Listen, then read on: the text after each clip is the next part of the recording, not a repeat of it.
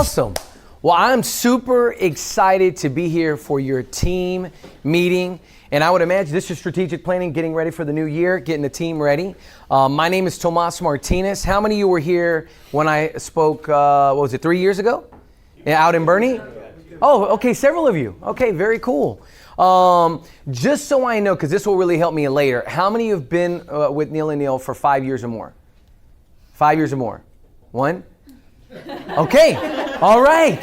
That's good. Are you on the administrative side? Or are you on the real estate side, like out? Kind of both. Both. Okay, that's good. They're a hybrid. I love it.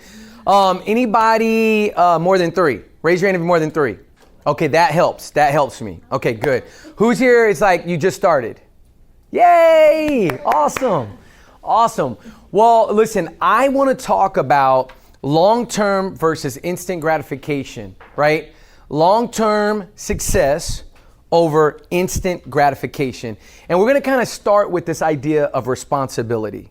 All right. So you got does everybody have something to write with, right? You have something to write with? Because at one point, I'm going to have you write something down for me. It's going to be really important because we're going to kind of brainstorm together. Now, what do? I own a magazine. I own Luxury Home Magazine. My wife and I started that publication in 2011. Prior to that, does anybody know what I used to do? I was a teacher. I taught 3rd, 4th, and 5th grade. And let me tell you, I loved my job. It's very similar to teaching realtors, right? Except you guys can go to the bathroom whenever you need to. All right? You saw that, right? Listen, you go to the bathroom anytime you need. If you need to go to the restroom, go to the restroom. But I got into real estate kind of by force. You know, in 2009, my wife was let go from Newmark Homes. Y'all remember when Newmark went out of business? If you were in the business, y'all probably weren't even in the business at that point. Okay, so in 2009, Newmark goes under. They basically filed bankruptcy. My wife was one of the top salespeople over there. And she comes home and she says, I want to be a realtor. And I'm like, God bless you. I'd be good luck. She goes, no, you're coming with me. So she was pregnant at the time, about 5-6 months pregnant. So I became a realtor as well. We're in the process. And so fast forward, we get this crazy idea to start a magazine, and here we are today with Luxury Home Magazine. We also own a school. If you've ever heard of Spanish Grove Academy, it's a Spanish pre-K in Stone Oak. And we bought that in 2015. And so I stand before you wanting to talk about instant gratification versus long-term success in the business that you're in. And we're going to start with this idea. Has anybody heard of Jordan Peterson?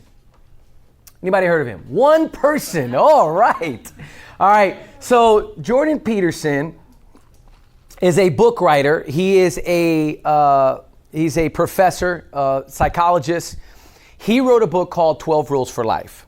Now, I was given this book. Anybody been given a book, right? Someone said, hey, I think you should read this book, right? This book is this thick, just FYI. I mean, it's a monster book, okay? So he hands me this book and I feel really compelled, crap, I gotta read it. You know what I mean? And so I start reading this book and I'm blown away. Then I hear he's coming to San Antonio. He's gonna be at the Tobin recently. This is probably last year? I think it was last year. So he came to the Tobin Center. Now I want you to think about something. This is a guy who writes about, purpose, just your life. He talks a lot about self-help. He talks a lot about, not necessarily self-help, but just, working on yourself, responsibility. And he's an author. This book, within a year, a little over a year, it sold 2 million copies. 2 million copies for a nonfiction book is insane. That's a lot of copies. Since then, it's continued to break records. He shows up at the Tobin Center. How many tickets do you think he sold at the Tobin Center? He sold it out. Complete sellout. The VIP tickets were gone. So I find out, after being given this book, I found out he's there, and I go to this event, and just so you know, here are his 12 rules for life. I'm not going to go into that. But he starts off his presentation saying, you know what, I'm going to talk about one of the rules that's not in the book. And he talks about this idea. Responsibility is the pathway to meaning. And the minute that he said it, it was like, whoa, hold up, I got to write that down. And I started taking notes. Now, as we go through this presentation, remember, we're talking about instant gratification versus long-term success in the business, right? And we're using this as the jump-off point. I want to talk about this idea of responsibility.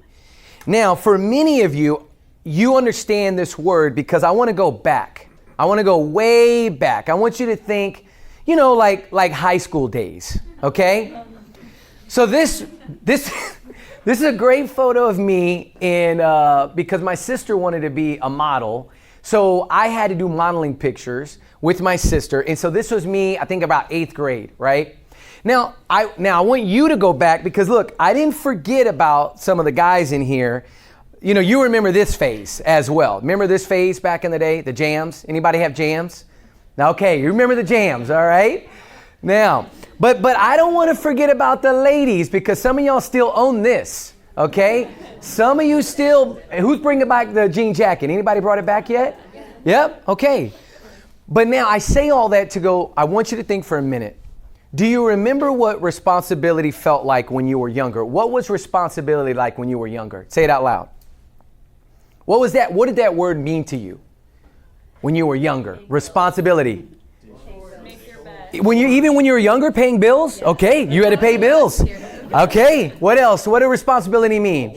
Homework, chores. Yes, what else? The dogs. You got to clean up that backyard, right? Anything else come to mind? Behaving, right? Yeah, just act right. Mijo, act right. You better act right at school, The idea here is that when you think about your responsibility level, when you were back in these days, that responsibility level, would you say it's low or high? It's low. That responsibility level is low. Now, I say that for a reason because as we're going to go through this presentation, one of the things I want to talk about is your responsibility today, right?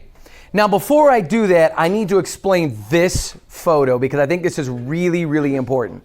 Okay? And you're like, Tomas, what does responsibility have, what does Homer have to do with responsibility? Well, it's really important because Homer here has a bottle of vodka and mayonnaise. And so in this episode, he walks in and Marge is getting on him, giving him a hard time. And he literally looks at her, pours the vodka in the mayonnaise, shakes it up, and he says, that's a problem for future Homer. Drinks the juice, passes out on the couch. Okay? Now, catch what he says there. He said, that's a problem for future Homer. Now, is Homer living in long-term success or instant gratification? Instant gratification. What does that sound like for a lot of us? That sounds like when we were younger, right? When we're in this younger idea of our life, that younger version, it was, hey, what can I get right now? What can I get right now? What can I get right now? But as you move into this next phase, we move into where you are today, we have to start thinking, okay, wait a minute. Okay, how do I build long-term success in this business? How do I take the responsibilities that I have and get long-term success and don't end up like Homer going, that's a problem for future Tomas. That's a problem for future, Clint. That's a problem for future Billy, right? Whatever the case may be, we have to start thinking, okay, what are my responsibilities today? So this is what I want you to put on your paper for me. You have you today and you have future you. Anybody notice what I did there? Anybody notice the symbolism, what I did there? You're a little taller, right? Now, am I talking physically? Do you think that's a physical representation of you? Yeah? What's that? Right? That's not a physical representation, but what do you think I mean by that? Future you, you're here now, but future you is going to look like this later. That's the goal, right? Do we all want to be bigger financially? Can everybody say, yes, I want to be bigger financially? Yes. Do we all want to be bigger, just success? Because remember, money does not necessarily equal happiness. And we can go through many, many, many examples of people with a whole lot of money that hate themselves and everybody around them, which we don't need to do, right? But now, think about this. You today versus future you. This is the concept that I want you to think about as we move forward, because when we're talking about instant gratification and we're talking about long-term success, these two things are going to be dependent on the decisions that you make today. Everything is going to be based on your decision point that you're at today. So future you is over here saying, okay, listen, I sure hope you get it together, Homer. I sure hope you figure it out. That future version of who you want to be is hoping that you will make the decisions today so that you can get where you want to go.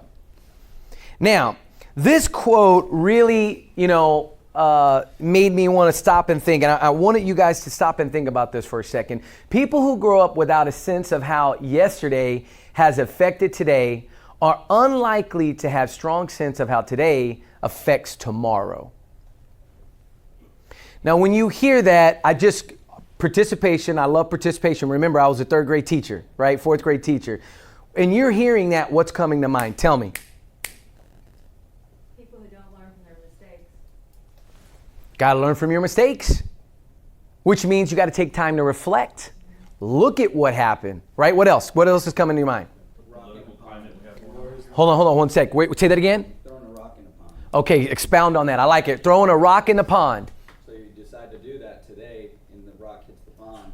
In the future, maybe even in seconds in the future, then you have the effects with the rippling. You have the rippling, right? Now, you think about that. If you don't have the rock, if you don't take the action, there's no ripple, right? There's no ripple. We're going to get back to that. If you don't take the action, there is no possibility of the ripple effect. Somebody said something over here. I was saying kind of like the political climate we have going on right now. Okay. That's what reminds you of that. Yeah. Okay. Yeah. He went there. All right. Thanks a lot. All right. So, but I'm thinking of this. Go back to when you were in high school, right? Did we have a strong sense of things that were happening in the past with us when we were younger? We weren't even worried about what was coming up in the future. Tomorrow was not a big thing when you're younger. Can we all agree to that? Tomorrow was not a big deal. But now, as we've gotten older, because if I said, okay, responsibility as a teenager, we all said was low. Now I said, when you hear the word responsibility right now, where you're at, when you hear that word, tell me what comes to mind. Go. Bills. What else? Kids. Big time. What else? I just said stability. Creating stability, figuring out how to create that. I love that. What else comes to mind? Say again? Rising tuition. Oh my gosh. Yes.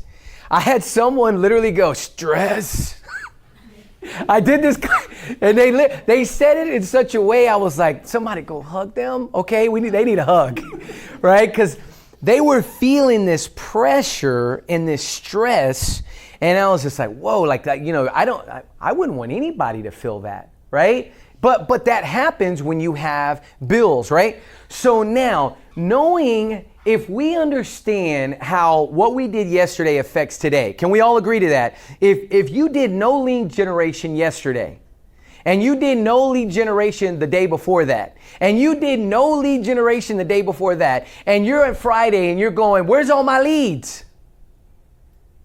Are you with me? That doesn't really make sense.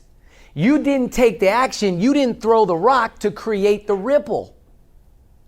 And so this process is knowing, this idea of responsibility is knowing that your actions create the opportunities, which is really important.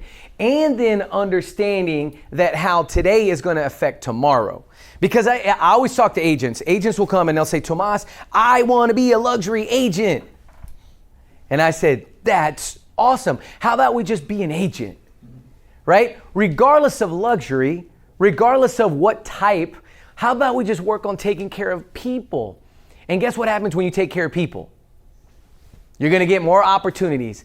And eventually, you're going to get a luxury property. For my wife and I, we were both agents. We started out in the business in 2009. We got our first luxury listing after about 11 months. It was a $900,000 listing, and we were literally through the moon. We were just like, oh my gosh, what are we gonna do? And we thought of all kinds of crazy ideas to try to get this house sold. But the thing is regardless if you're in the business for 5 years and you get that luxury listing, or you get it at 3 months or 11 months, whatever the case may be, you're going to get the opportunity if you take care of everybody. You're going to get that opportunity. And I'll come back to that. So now, here's what you're going to write. I need you to do this for me right now. In your side of the business with your team, I'm going to give you 1 minute. I need you to write down your responsibilities for Neal&Neal. I need your responsibilities for what you're in charge of. You got 1 minute. Does everybody know what we're doing? Write them down. Get as many things on that paper as possible. Go.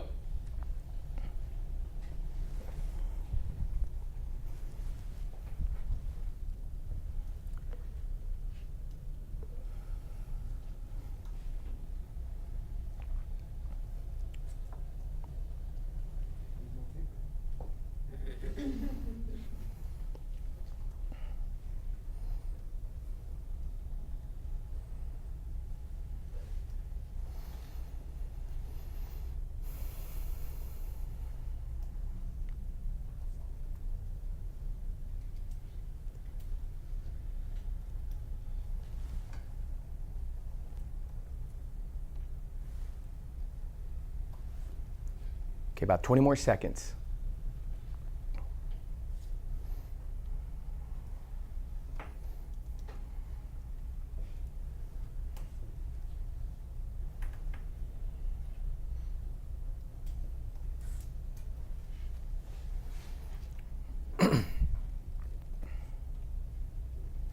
Okay, so now we're going to trade papers. We're going to grade your responsibilities to trade. No, I'm just kidding. Just kidding. Oh, that's a teacher joke. Sorry. So now look at your list for me. Okay. It doesn't matter the number that you came up with. That's not the point.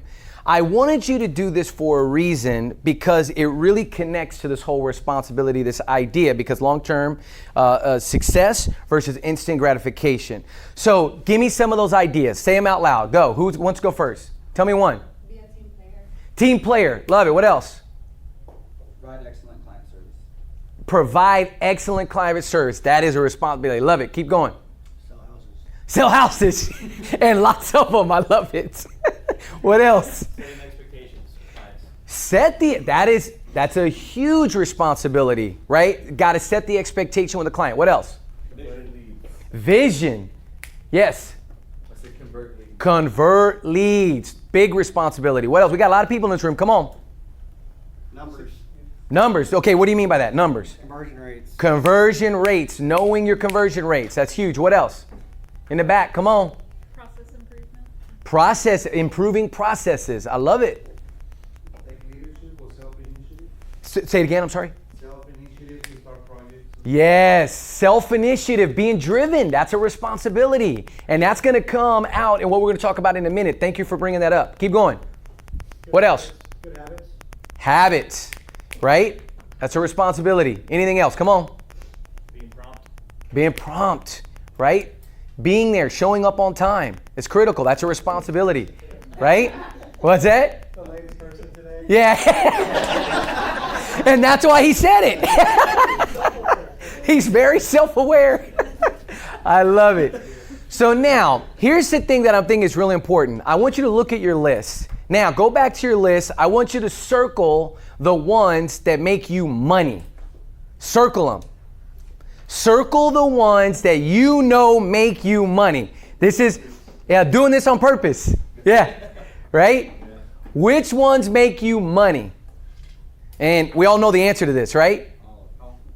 These all make you money, right? I had someone that I'm coaching, and I remember as we were going through and just kind of laying out, okay, what are the things that you need to be doing? I call them MMAs, okay? MMA, money making activity. Right? An MMA. And I said, what makes you money? And we started going through it. And as we started going through this coaching, what started to come out is that when he trains, is he helping make money? When he's training, 100%. When he's out selling, is he making money? 100%. And when he's shooting, he's a photographer. When he's shooting pictures of houses, is he making money? Yes. I said, so listen, what are the ways that you're going to help your team and your business is you need to be doing those three things. And if you find yourself not in those three areas, you got to know, okay, I got to pull back and look at this and go, where is my time most valuable? What's my responsibility, right? And find those MMAs. So you'll notice that a lot of those make your process improvement, that adds money to the bottom line of everything that you guys do, right? Because if there's one thing in that mix that doesn't work and it's an extra expense and you could figure out a way, it's like, hey, that's more opportunity, maybe another employee that could be added, to administration, right? So all of those responsibilities are super important, but there's one that I didn't hear anybody mention, but I'm gonna give you a chance. There's one responsibility that every one of you in here has a responsibility for. And this is a bit, this is a little trick because I'm sure Neal&Neal, they probably know what I'm going to talk about. But I'm just curious, anybody else want to try to guess what's something that they harp on a lot and they talk about a lot? Say again? Accountability is important, and that'll talk about it. Generating business, generating leads. Generating leads. We're going to talk about that, but say again? Show up. Big. Yeah. Just show up. Yes. What else? Be responsible for yourself, but think about your business, right? What's the one thing that you have that's worth a lot of money, right? What's something that every one of you that are agents that are out there doing? Now, where's your sphere at? Where's your sphere? Right? Facebook, right? Okay, Facebook. All of those people, right? And if I showed you my cell phone and I just scrolled through it, what would we call that? It's a database. It's a database, right? And so we took a long way to get there, but that's okay because I wanted you to kind of fight through that. No, I love it. I love it. Yeah, I love it. But it works, right? Because here's the deal. Here's the deal. I need you to read this and understand this. This is where we come to, we got to land the plane. We're going to take off a little bit more, but we got to land the plane on this idea. Look at this. Your database will determine your future in real estate. Period. It's your database that you're building that's going to determine your longevity in real estate. Now, I say your database, right? Because remember, when you work in this industry, and the one thing I know about your team is that they can generate a ton of flipping leads. Are leads an issue? Are there a lot of leads coming in? In fact, I remember at one point we were talking on the phone, and I remember you were like, Tomas, we could kind of turn it off and on and kind of, we could kind of play with it a little bit, get a few more here, get a few more there. And I'm like going, we need to talk. Like, I need to learn what kind of magic y'all are working with, right? So if you've got a lot of inbound leads coming, and so are those going into your database in your CRM? Are they going into your database, right? Now the next question is, when you get that lead is, what about your own personal leads? Are they going in the database? Are you tracking them as well as you're tracking your online leads? Right? Because this is what's going to determine whether you are in the business and you have a future in the business. It's your database. It's your sphere. Because everybody says, well, hey, just go out and talk to your sphere. And I remember when I got in the industry, I'm like, well, I got like 5 people that I talk to on a regular basis, here and there. So let me call them all up. And, within about 10 minutes I was done. And I'm like, now what? Right? Anybody else have that feeling in the beginning? Right? You're like, okay, fear's done. But see, here's the thing. Your sphere is bigger than you think. Because most people think it's just a whole handful of people. But imagine if you were to download every contact you have in Facebook. Anybody got 1,000 friends on Facebook? Anybody got 2,000 friends on Facebook? That's a sphere. That's a group of people that you can influence, right? And so this is where I come to this idea, instant gratification versus long-term success. Now, when it comes to instant gratification, there's some signs that happen really quickly. And in the industry, here are some of the signs that I see with agents, because I talk with a lot of the agents. I do a lot of classes for agents. Here are some of the signs of instant gratification, okay? And one of them is you're focused on transactions only. Meaning you just want to close the deal and move on. Close the deal, move on. Close the deal, move on. Now, if you're getting a ton of leads, that can work to a certain degree. But if that transaction is just a transaction, it's instant gratification. Meaning it's going to be short and sweet, but you're never going to get repeat business. And the goal of real estate, the reason why people are in the, have you ever looked at the top 50 realtors on the Business Journal? Have you ever noticed it's the same people over and over and over? Have y'all noticed that? Why? Why is it the same people over and over and over? Because typically they are not worried about instant gratification. They are not focused on transaction. They are focused on the relationship piece. Number two, the next thing that happens is there's zero to little follow-up after the sale. Sale happens, no follow-up. Now, what does follow-up mean after the sale? What does that look like?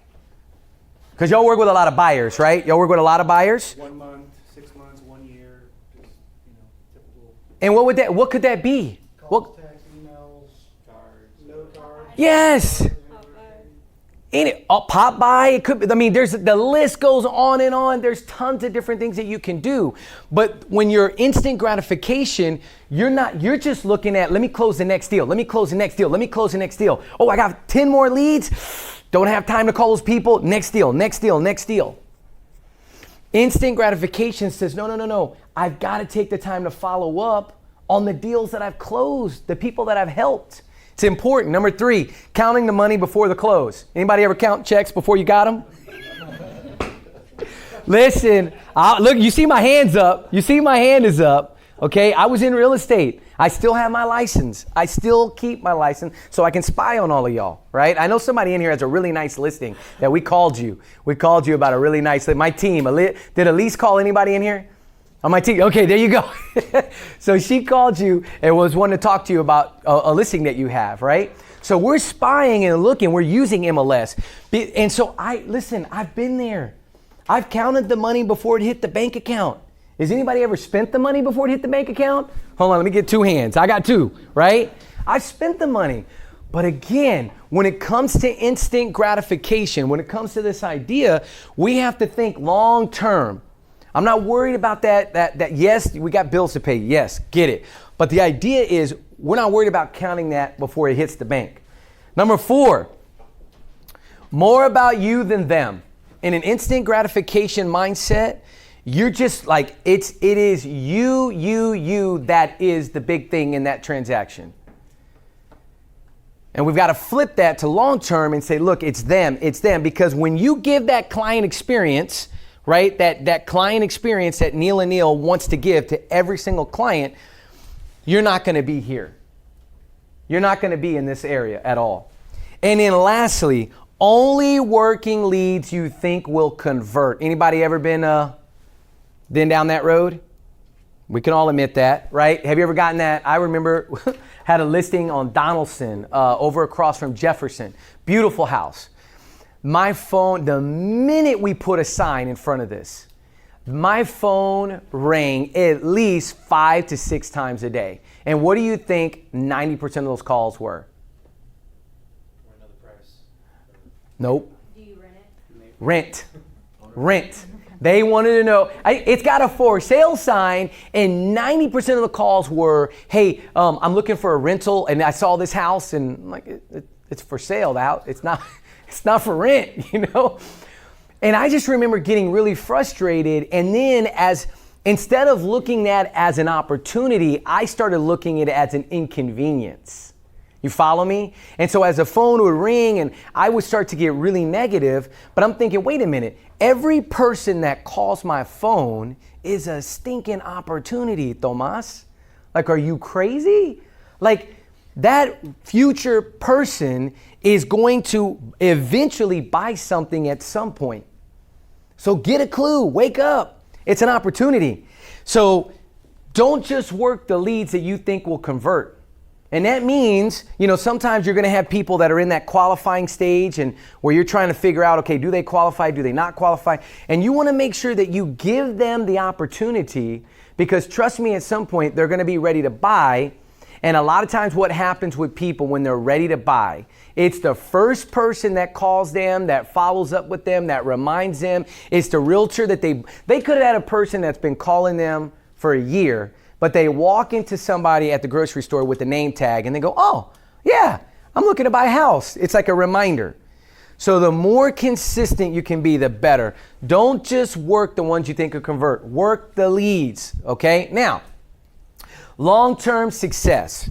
At the end of the day, everybody is here. I would imagine you want to have success over the long haul, right? I would imagine you're here. You want to be successful in this business.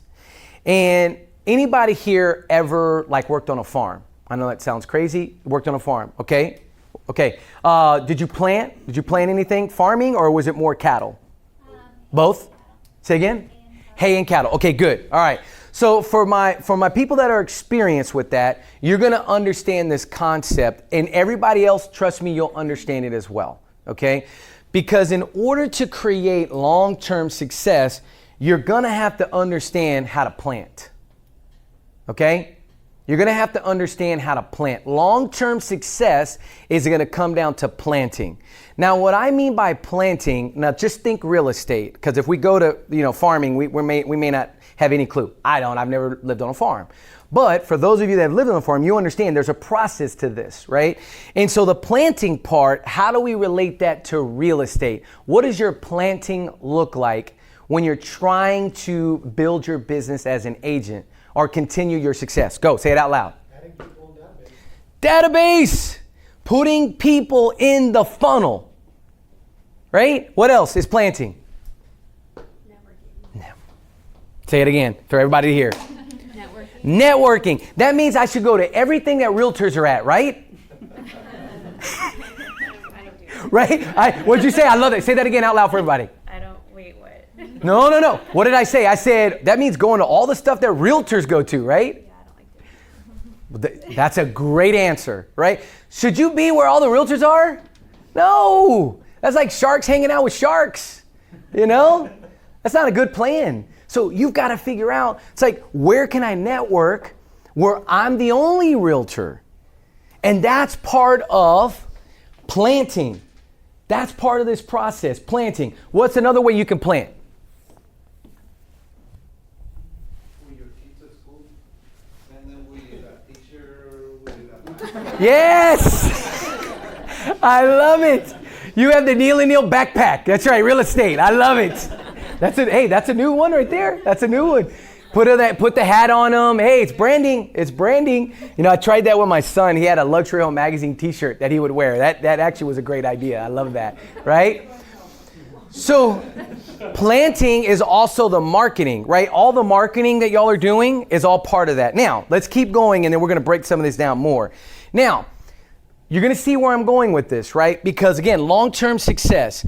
If you plant and you have seeds in the ground, what are you going to have to do to those seeds? You're going to have to start, right? You got to start cultivating. You got to cultivate. You're going to have to work. You're going to have to make sure that you take care. And this is where this is like the heart of the database. You've got to cultivate your database. You got to cultivate it. You got to turn it over. You got to contact them. You got to do pop buys. The cultivating piece is so critical, and this is one of the reasons the top realtors are always the top realtors, because they are consistently cultivating and they are consistently planting. And then last but not least, you know where we're going. What's going to happen? You have the harvest, right? You plant, you cultivate, and you harvest. Now let's talk to our farmers, our resident farmers in the room, right? So now, you did hay. What did y'all grow? Cottonseed, hay. Yeah, okay, we'll just stick with cotton. I'm gonna go with cotton, and you did hay, right? Okay, so now, when in that process, when you're in the plant, did this feel like a long time from here to here? When it didn't rain, right, the elements from here to here felt like a long time. For cotton, right, this period, it's a process, right? Is it a science? Like, does it mean like if I plant this many, I'm gonna get exactly this? Okay, that's important. Did y'all catch that? Did y'all catch that? That's really important because sometimes we think, well, I planted, I cultivated, but there's no harvest. This is not a science. It doesn't always work out 1-to-1 or 2-to-1. It doesn't always work out that way. But again, the best people in the business understand that if they stay in the process, over time, what's going to come? The harvest. So for those of you that have been in that farming world, you know, as long as I stay in the process, you're eventually going to get something over time. And so this is critical. So now when you think planting, when you think of this word, when you think of planting, I need you to think I want to imagine that if you met 5 new people a week, okay, and you added them to your database. Now stay with me, all my math people here. You ready? 5 people a week. Let's say you took a 2-week vacation. So how many weeks in a year is that? Right? So 250 people. Did y'all catch that? We got the math whiz right here. He did 5 times 50. That's 250 people. All right? Everybody got that number, right? Write that number down. 250 people. So between now and next, November, October, right? If you were to meet 5 new people a week between now and next October, that's 250 people that you'd put into your database. Now, if we are planting, that means that we're going to meet them and add them to our database. So what's going to happen now? What do we need to do with that person? We're going to need to move to the next phase. But the point I want to make to you is this. I'm going to ask you a question. If you were to meet 250 people between now, brand new people, between now and next time this year, same time next year, how many deals could you get out of 250 people?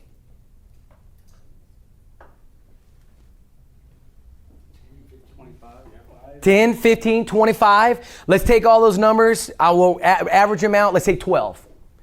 Who here would like 12 personal deals next year that you produced, you brought them, it's your person? Anybody want? No, I got 2 people that want 12 deals. Only 2 people want 12 deals next year? Okay, good. That's what I thought. All right, good. So everybody here would love 12 deals, right? But here, listen to me. I'm telling you, you know what compound interest is, right? You know what compounding is, right? The reality is we're not talking about 12 deals. Because what's going to happen with those 12 people that you help? You can get more referrals. More referrals. Because if you take care of them, those 12 deals could multiply to 20. It could literally be another 8 more deals. Just because you took the time to add 5 people a week. Now let's break that down. All right. Everybody here been to the grocery store? Everybody been in that line where that person walks up behind you and they're just too close? Right? Their cart is just really, really close. How many of you have turned around and said, hey, what's going on? I'm a realtor. Know anybody that needs any real estate help? Anybody ever done that? Okay, well, guess what? Guess what your homework is? All right? Listen to me. You have opportunities literally at every moment to add somebody to your database. The question is, I know what most realtors is we think, I don't want to be weird. I don't want to be awkward. I don't want to ask. But listen, you're not in a business where you're a nuisance. You are a help. You're helping somebody sell something that is pretty tricky at times. Anybody go through a negotiation that went sideways? Anybody been in a real estate deal where you're just like, whew, I'm glad I was a part of it. I'm glad I had Neal&Neal with me to help me figure this one out, because this is a doozy, right? Because sometimes real estate can get a little tricky, right? And so the deal is, listen, could we do 5 people a week in our sleep? Could everybody here do 5? How many people could do more than 5 a week? One person can do more than 5. Okay, great. Sign her up. All right, here we go, right? Everybody can do this. Now remember, you're either going to say, okay, I want the instant gratification. I want something that's going to convert in the lead. Or you're going to say, you know what? I want long-term success. Anybody I see is an opportunity. Anybody that I meet is an opportunity. And in real estate, everybody's an opportunity. That's the beauty of your business. Because they may not buy now, but if you get to the next level and you start cultivating, they might go, man, they were really relentless. They called me about every 4 months. They told me how the market was going. They told me what was going on. They were really consistent. And then the next thing you know, you get the call. Who's gotten a call from somebody you've met that just says, hey, I'm ready to buy a house? Anybody ever gotten that call? Raise your hand high. Raise your hand so everybody can see it. Where you've gotten that call. Look at everybody's hands. Everybody, if you've gotten a call from somebody, raise your hand. I want everybody to see it. Look around the room. Look around the room. Everybody look. That's almost 80% of you have gotten the call. Now, why did that call come? Because you were planting. You were planting and then you started to cultivate. Now, you need to hear this because it's really important. It costs 5 times more to acquire new clients than it does to keep one. The acquisition of leads is not cheap. Everybody understand that, right? The amount that your team is engaging for the leads, this is not like, okay, yeah, we're just gonna throw a few bucks out there. This is a process and it's not cheap. It costs money. And let me tell you, the people that are in your database, the people that you have that are there, that you're putting in, that you've worked to deal with, it's much easier to do repeat business than to go out and acquire a lead that just kind of comes into the business. So you've got to cultivate. So what does cultivating look like? Tell me, what does that look like? Value. Value. Explain. Providing them with valuable information that they don't necessarily need, but is going to turn into business for you or then later on down the line. So how could you do that? Give me really specific. How could you add value to somebody in your database? How could you add value to them tomorrow? Somebody that you sold a house to maybe a year ago, you could provide stats in their neighborhood on sales, days on market, and stuff like that, just to show them what stuff's doing. That sound like a good idea? If you imagine, if you had 10 deals that closed last year, 10 buyers that you represented, and you consistently touched them, you consistently cultivated with them, you consistently were on their radar, who are they going to call? They're more than likely going to call you. You've got a way better chance than somebody that's just, random person. If you've built the relationship, and that's why I say the leads that you're converting, the leads that are coming in, that you're having buyers, that you're working, you need to build a relationship with them. You've got to cultivate it so that they know, man, I don't want to go to anybody else. I need to work with that person. So what else can you do to cultivate? What else? We got call them, tell them know what the market, what's going on. What else? I actually have, sorry guys, but the realtor that we bought our house with, this was before I was on the team. I'm sorry. All right, true life confession. Anybody else want to confess anything? Anybody else? I love it, please. I think it's smart because every year, we have, since we bought our house, we've bought back on the appraisal, increase. And he always contacts us a couple months before we're gonna do that and gives us comps that we can go argue against it with, basically. And he always reaches out to us and talks over that with my husband. So I think that's kind of smart because we take advantage of it. We use the information. We go and we argue the appraisal increase, but he's keeping in touch with us on an annual basis just by doing that one basic thing, and it's very helpful to us. So. Did y'all catch that? Yeah, right. He's somebody on the team wants to give you comps. Now, I'm going to tell you right now, if there's nothing else we learned today, if I just walked out of the room right now, what she just dropped, that pearl that she just dropped, is a way that person has been cultivating a relationship with her and her husband. Is that hard to do, what he's doing? Could you almost automate that? Could you have somebody in your office do that and help you with that to a certain extent? Obviously, I saw you. I saw that look. I saw that look. Now, here's a caveat. Here's a caveat to that, right? Because of the team, because of your size of your team, here's one thing I'll tell you is that there are certain personal things that just need your touch. Listen to me. Listen to me. There are personal things that need your touch on it, right?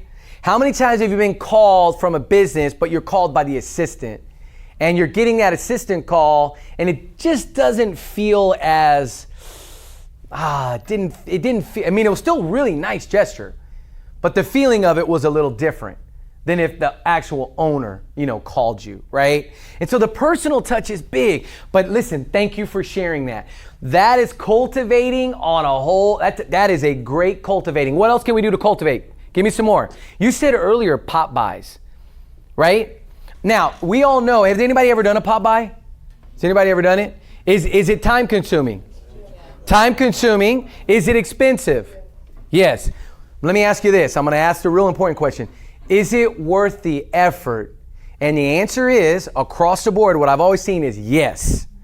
If you're truly going to put in the time and really do it, I think it's worth the effort, but you've got to make it it's got to be something like your VIPs. You know what I mean? The people that are really, really important to you. Your big people that are constantly feeding you leads, right? Or just people that are always talking to you, talking to others about you. Really important. So what else can we do? Cultivating. Could we literally make a list of this, of how to cultivate? And one of the things I would challenge the team, your next meeting, is to basically, let's create a list of all the ways that people are cultivating right now that maybe haven't been discussed. And then just start saying, okay, hey, this is how I'm cultivating. This is how I'm cultivating. I'm going to tell you that list, and everybody in here, if you start doing more of that, you're going to get to this. Because your database is going to determine your success in the industry. Does everybody want to get to the closing table? Everybody does.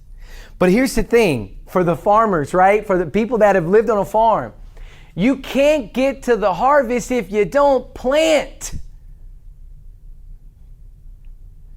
And by far, if you put no seeds in the ground, you talk about a really dumb farmer. If they put no seeds in the ground and then they just, I don't know, 9 months, 10 months later, and then they're looking and they're like, well, there's no harvest. How did that happen? But yet we do that in real estate. That happens in our industry where people forget to plant. They forget to cultivate.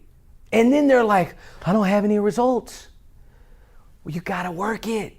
This is a business. You have to work.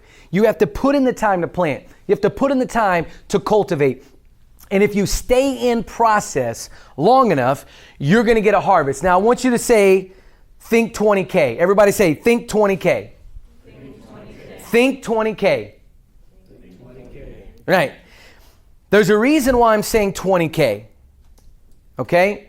Because I found this statistic that I thought was really interesting. I want you to think about this for a second. The average person will buy 3 to 5 properties in their lifetime. You agree with that? I think in San Antonio, I think people buy more.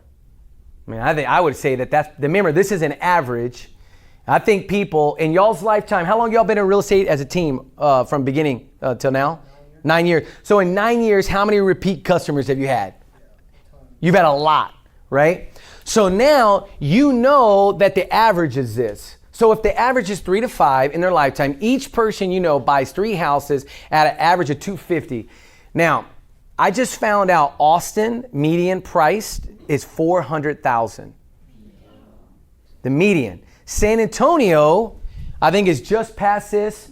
Grant said it today we had a panel. Grant said it was almost 250, 230, something like that, right?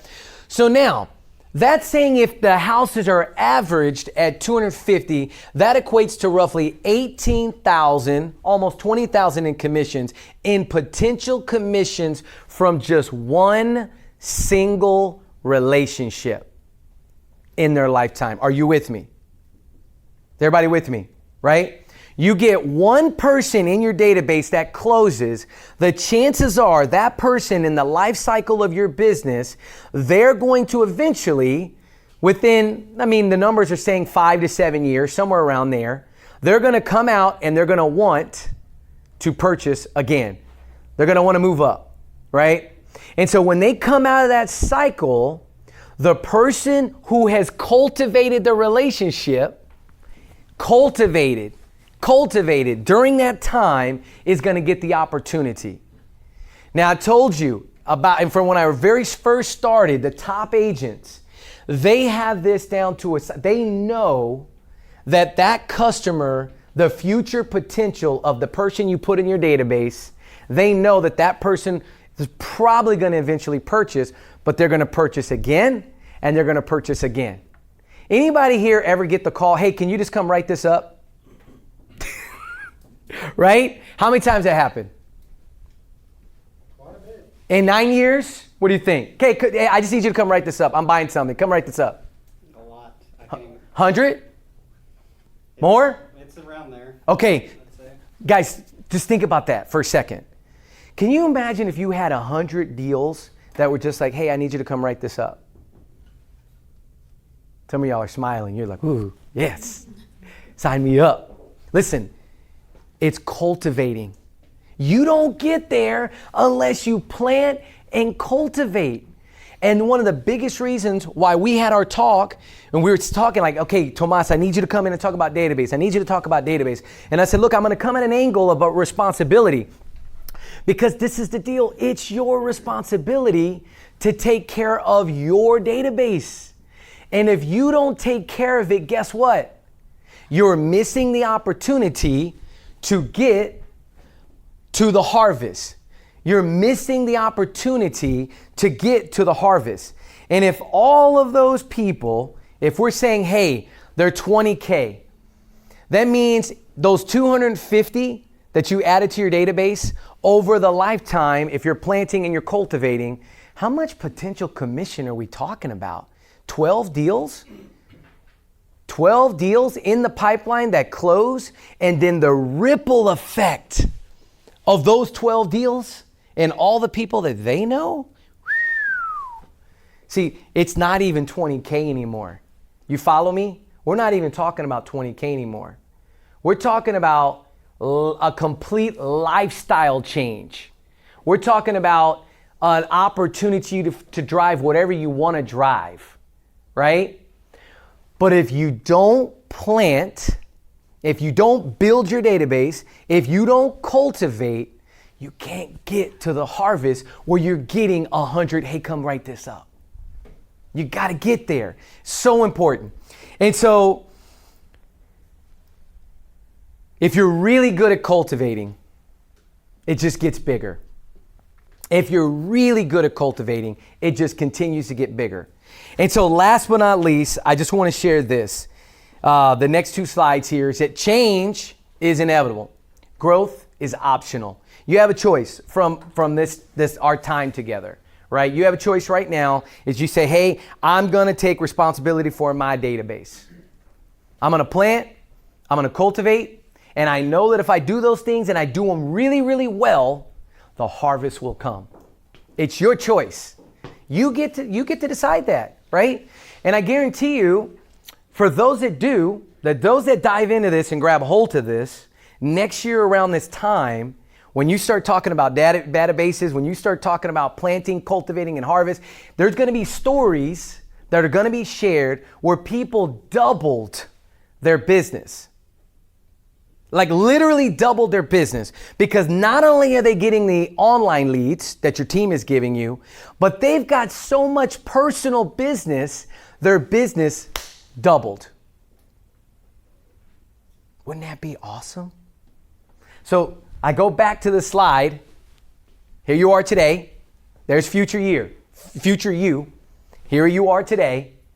And you've got the choice. We can be Homer. We can mix the vodka and the mayonnaise, right? We can mix it up and just drink. Hey, that's a problem for future Tomas. I'll figure it out later. I'll figure out where I'm going to get all these leads later. Or we could step into the opportunity and say, no. What I do today, that database that I'm going to be working and cultivating and managing, man, future me better look out. Future me better get ready. Future me better be ready for what's coming.